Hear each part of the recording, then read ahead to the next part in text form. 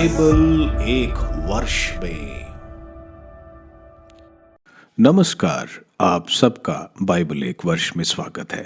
आप सब ने जो कदम उठाया है प्रभु के वचन सुनने के लिए, यह हमारे जीवन के अंधेरों को दूर करेंगे और हमें प्रभु के प्रकाश में चलाएंगे। आज हम इसाइयाह के ग्रंथ का अध्याय 47 और 48, यिर्मयाह के ग्रंथ का अध्याय 15 और सुलेमान के सर्वश्रेष्ठ गीत का 7वां अध्याय सुनेंगे। प्रभु का वचन सुनने से पहले आइए हम ईश्वर से प्रार्थना करें। हे प्रभु, हम आपका वचन सुनने वाले हैं। हमारे मन की आंखें खोलें और हमें आध्यात्मिक प्रज्ञा दें ताकि हम आपको जान सकें और आपके वचन के अनुसार अपना जीवन जिएं। यह हम मांगते हैं आपसे प्रभु यीशु के नाम, आमीन।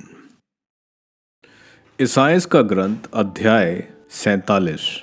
बाबुल पर शोकगीत। बाबुल की कुंवारी पुत्री, सिंहासन से उतरकर धूल में बैठ जा। खलदेइयों की पुत्री, तू अपने सिंहासन से वंचित होकर भूमि पर बैठ जा। लोग तुझे फिर कभी कोमला और सुकुमारी नहीं कहेंगे। अपना घूंघट हटाकर चक्की से आटा पीसने जा। घाघरा उठाकर और जांग उछाड़कर नदी पार कर। तेरे वस्त्र उतारे जाएंगे और लोग तुझे नंगी देखेंगे। मैं तुझसे बदला चुकाऊंगा और किसी की नहीं सुनूंगा। हमारा उद्धार करने वाले का नाम है सर्वशक्तिमान प्रभु, इज़राइल का परम पावन राजा। खलदेइयों की पुत्री, मौन रहकर अंधकार में बैठ। फिर तुझे कोई कभी राज्यों की साम्राज्ञी नहीं कहेगा। मैं अपनी प्रजा पर क्रुद्ध था। मैंने अपनी विरासत को दूषित होने दिया। मैंने उसे तेरे हाथ दिया था, किंतु तूने उन पर दया नहीं की। तूने बूढ़ों पर अपना बहुत भारी जुआ रख दिया। तू कहती थी, मैं सदा सर्वदा साम्राज्ञी बनी रहूंगी। तूने अपने मन में उन बातों पर विचार नहीं किया और यह नहीं सोचा कि उनका परिणाम क्या होगा। भोग विलास में निश्चित जीवन बिताने वाली, तू मन ही मन कहती थी, मैं ही हूँ, मेरे सिवा कोई नहीं।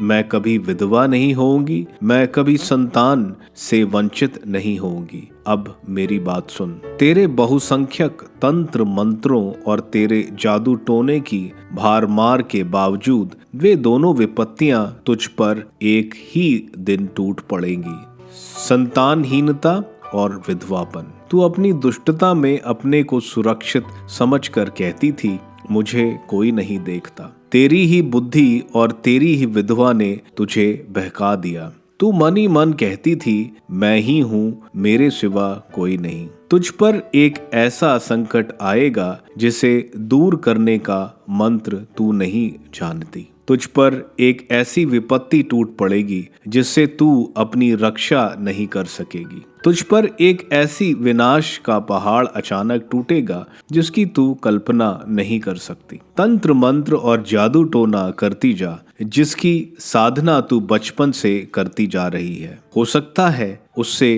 तुझे कोई लाभ हो और तू विपत्ति टाल सके। तू असंख्य परामर्शदाताओं से पूछते पूछते थक गई है। वे ज्योतिषी और शकुन विचारने वाले अब आकर तेरी रक्षा करें, जो प्रत्येक अमावस को तुझे बताते हैं कि तुझ पर क्या क्या बीतेगी। वे भूसी जैसे हैं। उन्हें एक ऐसी आग भस्म कर देगी जिसकी ज्वाला से वे अपनी ही रक्षा नहीं कर सकेंगे। वह आग तापने की लकड़ी नहीं है। वह आग के पास कोई नहीं बैठ सकेगा। जिन जादू टोना वालों के पीछे तू दौड़ती रही, जो बचपन से तेरा शोषण करते हैं, वे सब के सब स्वयं भटकते रहेंगे और तेरा उद्धार कोई नहीं करेगा। इसाइयाह का ग्रंथ अध्याय 48। प्रभु भविष्य का निर्माता। याकूब के वंशजों, मेरी बात सुनो। तुम्हारा नाम इज़राइल है। तुम यूदा के वंश के हो। तुम प्रभु का नाम लेकर शपथ खाते हो। तुम इज़राइल के ईश्वर की दुहाई देते हो, किंतु तुम में सच्चाई और धार्मिकता की कमी है। वे अपने को पवित्र नगर के निवासी कहते हैं और इज़राइल के ईश्वर पर भरोसा करते हैं, जिसका नाम विश्व मंडल का प्रभु है। मैंने प्राचीन काल से प्रारंभ की घटनाएं की भविष्यवाणी की। मैंने अपने ही मुख से उनकी घोषणा की है। मैंने उन्हें अचानक कार्य में परिणत किया और वे पूरी हो गई।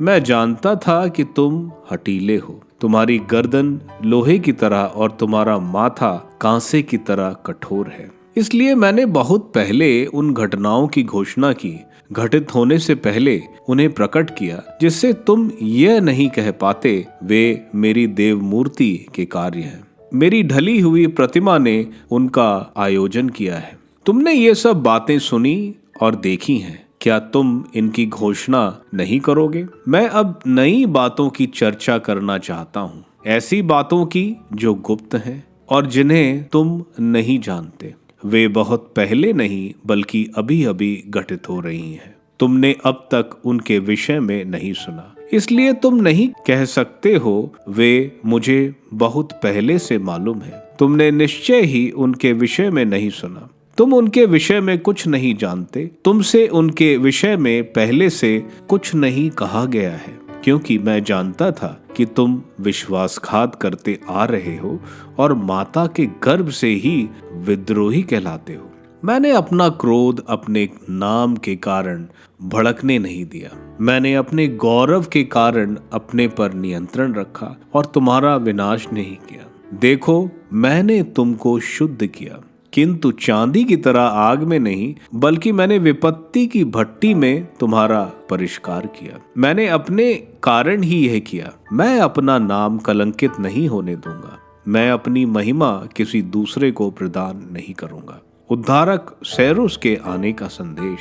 याकूब, इज़राइल, जिसे मैंने चुना है, मेरी बात सुनो, मैं वही हूँ। प्रथम और अंतिम मैं हूँ।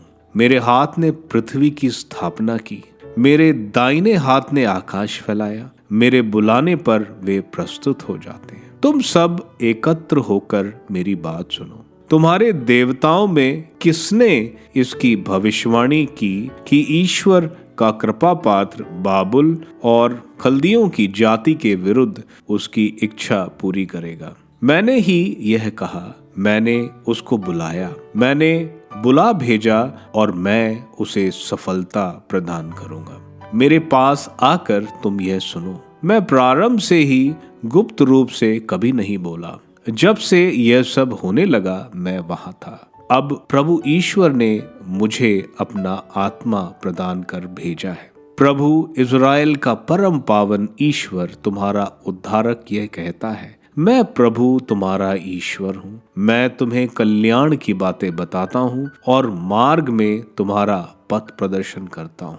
यदि तुमने मेरी आज्ञाओं का पालन किया होता तो तुम्हारी सुख शांति नदी की तरह उमड़ती रहती और तुम्हारी धार्मिकता समुद्र की लहरों की तरह। तुम्हारे वंशज बालू की तरह हो गए होते, तुम्हारी संतति उसके कणों की तरह असंख्य हो जाती। उसका नाम कभी नहीं मिटता और मैं उसे कभी अपनी दृष्टि से दूर नहीं करता। बाबुल को छोड़ दो, बाबुल से बाहर निकल जाओ, खल्दिया से भाग जाओ। जयकार करते हुए इसकी घोषणा करो, पृथ्वी के छोरों तक ये सुनाओ। प्रभु ने अपने सेवक याकूब का उद्धार किया। जिस समय वह उन्हें रेगिस्तान से होकर ले जा रहा था, उस समय उन्हें प्यास नहीं लगी। उसने उनके लिए चट्टान से पानी निकाला। उसने चट्टान तोड़ डाली और उसमें से पानी बह निकला। प्रभु कहता है, कुकर्मियों को शांति नहीं मिलती। यिर्मयाह का ग्रंथ अध्याय 15। दंड अनिवार्य है। प्रभु ने मुझसे कहा, यदि मूसा और सैमुअल भी मेरे सामने खड़े हो जाते तो मेरा हृदय इन लोगों पर तरस न खाता। इन्हें मेरे सामने से हटा दो, ये चले जाएं। यदि ये तुमसे पूछें कि हम कहाँ जाएं, तो तुम उन्हें उत्तर दो, प्रभु यह कहता है, मृत्यु की ओर जिनके लिए मृत्यु बदी है, तलवार की ओर जिनके लिए तलवार बदी है, अकाल की ओर जिनके लिए अकाल बदा है, निर्वासन की ओर जिनके लिए निर्वासन बदा है। प्रभु कहता है, मैं उनके पास ये 4 विनाशक भेजता हूँ, मारने के लिए तलवार, फाड़ने के लिए कुत्ते, नोच नोच कर खाने और मिटाने के लिए आकाश के पक्षी और पृथ्वी के पशु। मैं यूदा के राजा हिजकिय्याह के पुत्र मनासे द्वारा यरूशलेम में किए गए कर्मों का उनको ऐसा दंड दूंगा कि उस पर पृथ्वी के सभी राष्ट्र कांप उठेंगे। यरूशलेम, कौन तुम पर तरस खाएगा? कौन तुमसे सहानुभूति दिखाएगा? कौन तुम्हारा कुशल क्षेत्र पूछने तुम्हारे पास आएगा? प्रभु कहता है, तुमने मुझे त्याग दिया, तुमने मेरी ओर पीठ कर ली है, इसलिए मैंने तुम्हारा विनाश करने तुम्हारे विरुद्ध अपना हाथ उठाया। मैं तुम पर दया करते थक गया हूँ। मैंने देश के नगरों में सूप हाथ में लिया, जिससे मैं अपने लोगों को फटक दूं। मैंने उनका विनाश करने के लिए उन्हें निसंतान बनाया, किंतु उन्होंने अपना आचरण नहीं बदला। मैंने उनकी विधवाओं की संख्या समुद्र तट के रेत कणों से भी अधिक कर दी। मैंने युवा सैनिकों की माताओं के पास दिन दहाड़े अत्याचारियों को भेजा। मैंने अचानक उनके पास परिताप और आतंक भेजा। जो 7 बच्चों की माँ है, वह बेहोश होकर प्राण त्याग देती है। उसके जीवन का सूर्य दिन रहते अस्त हो जाता है। वह लज्जित और निराश है। उनमें जो जीवित रह गए, उन्हें मैं शत्रुओं की तलवार के हवाले कर दूंगा। यह प्रभु की वाणी है। नबी का एकाकीपन। हाय माता, आपने मुझे क्यों जन्म दिया? धिक्कार मुझे, क्यों सारा देश मुझसे लड़ता झगड़ता है? मैं ना तो किसी को उधार देता और ना किसी से उधार लेता हूँ, फिर भी सब मुझे कोसते हैं। प्रभु कहता है, मैं तुमको विश्वास दिलाता हूँ कि तुम्हारे कल्याण का प्रबंध करूंगा। मैं तुमको विश्वास दिलाता हूँ कि विपत्ति और कष्ट के समय तुम्हारे विरोधी तुम्हारी सहायता मांगेंगे। क्या कोई उत्तर का लोहा या कांसा तोड़ सकता है? तुम लोगों ने देश भर में जो असंख्य पाप किए, उनके कारण मैं तुम्हारी संपत्ति और भंडार लुटवाऊंगा। मैं तुमको एक अज्ञात देश में तुम्हारे शत्रुओं का दास बनाऊंगा। मेरी क्रोधाग्नि प्रज्वलित होकर तुम्हारे विरुद्ध जलती है। प्रभु, तू जानता है, मेरी सहायता कर। मुझ पर अत्याचार करने वालों में बदला चुका। अपनी सहनशीलता के कारण मेरा विनाश ना हो। याद कर कि तेरे कारण मेरा अपमान हो रहा है। तेरी वाणी मुझे प्राप्त हुई और मैं उसे तुरंत निकल गया। वह मेरे लिए आनंद और उल्लास का विषय थी। क्यों तूने मुझे अपनाया, विश्वमंडल के प्रभु ईश्वर? मैं मनोरंजन करने वालों के साथ बैठकर आनंद नहीं मनाता। मैं तुझसे अविष्ट होकर एकांत में जीवन बिताता रहा, क्योंकि तूने मुझ में अपना क्रोध भर दिया था। मेरा पीड़ा का अंत क्यों नहीं होता? मेरा घाव क्यों नहीं भरता? तू मेरे लिए उस अविश्वसनीय नदी के सदृश है, जिसमें सदा पानी नहीं रहता। इस पर प्रभु ने यह उत्तर दिया, यदि तुम अपने शब्द वापस लोगे तो मैं तुम्हें स्वीकार करूंगा और तुम फिर मेरी सेवा करोगे। यदि तुम निरर्थक भाषा नहीं बल्कि उपयुक्त भाषा का प्रयोग करोगे तो फिर मेरे प्रवक्ता बनोगे। ये लोग फिर तुम्हारे पास आएंगे, तुमको इनके पास नहीं जाना होगा। मैं तुमको उस प्रजा के लिए कांसे की अजय दीवार बनाऊंगा। वे तुम पर आक्रमण करेंगे, किंतु तुम्हारे विरुद्ध कुछ नहीं कर पाएंगे, क्योंकि मैं तुम्हारे साथ रहकर तुम्हारी सहायता और रक्षा करूंगा। यह प्रभु की वाणी है। मैं तुमको दुष्टों के हाथ से, उग्र लोगों के पंजों से छुड़ाऊंगा। सुलेमान का सर्वश्रेष्ठ गीत, अध्याय 7। लौट आओ, लौट आओ शुलमिती, लौट आओ, लौट आओ, जिससे हम तुम्हें जी भर देख सकें। क्या तुम लोग शुलमती को जी भर देखना चाहते हो, मानो वह विवाह का कोई उभय नृत्य हो? राजकुमारी जूतियों से सजे तुम्हारे चरण कितने मनोहर हैं। तुम्हारी नितंबों की गोलाई किसी शिल्पी के हाथों से तराई हुई मालाओं के सदृश है। तुम्हारी नाभि गोल प्याला है, जिसमें मिश्रित अंगूरी का अभाव ना हो।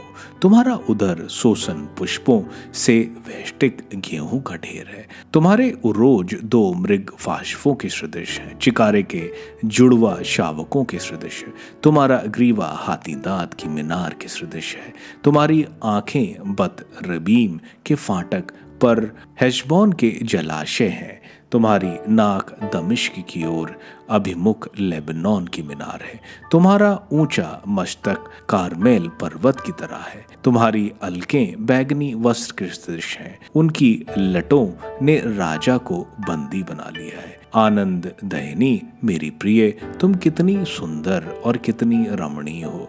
तुम्हारा आकार खजूर वृक्ष के सदृश है और तुम्हारे उरोज उसकी गुच्छों के सदृश। मैंने कहा, मैं इस खजूर पर चढ़ूंगा और उसके फल तोड़ूंगा। तुम्हारे उरोज मेरे लिए अंगूर के गुच्छे बन जाएं। तुम्हारे श्रेवसों की सुरभि सेबों जैसी और तुम्हारा मुख सर्वोत्तम अंगूरी जैसा हो गया है। वह अंगूरी अंधरों और दंत पतियों पर बहती हुई सीधी मेरी प्रियतम के पास पहुंचे। मैं अपने प्रियतम की हूँ और वह मेरी कामना करता है। आओ मेरे प्रियतम, हम नगर के बाहर चलें, हम रात गांवों में बिताएं, हम सवेरे यह देखें दाख बारियां चलें कि क्या अंगूर लताएं में कलियां फूटी हैं, उनके फूलों की पंखड़ियां खिली हैं और अनार वृक्ष फूलों से गदराए हैं। मैं वहां तुमको अपना मधुर चुंबन दूंगी। लक्ष्मण पुष्पों की सुगंध फैल रही है और हमारे द्वार पर नए और पुराने सभी प्रकार के स्वादिष्ट फल लटक रहे हैं, जिन्हें मेरी प्रियतम मैंने तुम्हारे लिए संचित किया है। अध्याय 47 में बताया जा रहा है कि बेबीलोन को शर्म का सामना करना पड़ेगा। साइरस उनको हराएंगे। ये अंधेरे में रहेंगे, जो बिल्कुल विपरीत है बेबीलोन के बोला जा रहा है कि बेबीलोन जो हमेशा सोचता था वो रानी रहेगा, वो एक दिन विधवा बनेगी। ऐसा ही हुआ जब राजा साइरस ने बिना लड़ाई बेबीलोन पर कब्जा किया, क्योंकि वे सारे त्योहार मनाने में लगे थे, जैसे डैनियल के ग्रंथ के अध्याय 5 में लिखा है। अध्याय 48 में ईश्वर इज़राइल के लोगों के प्रार्थना का दिखावा के बारे में बोल रहे हैं कि उनके हृदय ईश्वर से दूर हैं। ईश्वर ने अपने नाम की वजह से इज़राइल के लोगों पर तबाही नहीं लाई है अभी तक। ईश्वर इज़राइल को शिक्षा देना चाहते हैं ताकि वे शांति और समृद्धि में जिएं। इज़राइल के आज्ञाकारी ना होने की वजह से उन्हें बेबीलोन में निर्वासन में लाया गया है। यिर्मयाह के ग्रंथ के अध्याय 15 में यिर्मयाह के निवेदन के बावजूद ईश्वर यूदा को शिक्षा देने की बात कर रहे हैं। 4 चीजों से, तलवार, कुत्ते, पक्षी और दैत्यों से। यिर्मयाह अपने जीवित रहने पर मातम मना रहा है और अपने को यूदा के लोगों द्वारा तिरस्कृत पाता है। सुलेमान के सर्वश्रेष्ठ गीत के अध्याय 7 प्रेम एक पुरुष और स्त्री का भाव दर्शाता है। आप सबको धन्यवाद ईश्वर के वचन सुनने के लिए। मैं आपसे विनती करता हूं कि आप बाइबल एक वर्ष में को दूसरों के साथ शेयर करें, क्योंकि प्रभु का वचन स्वयं प्रभु यीशु है। प्रभु को दूसरों को देने वालों को प्रभु की आशीष जरूर मिलेगी। मैं आप सबका बड़ी बेसब्री से कल इंतजार करूंगा। धन्यवाद।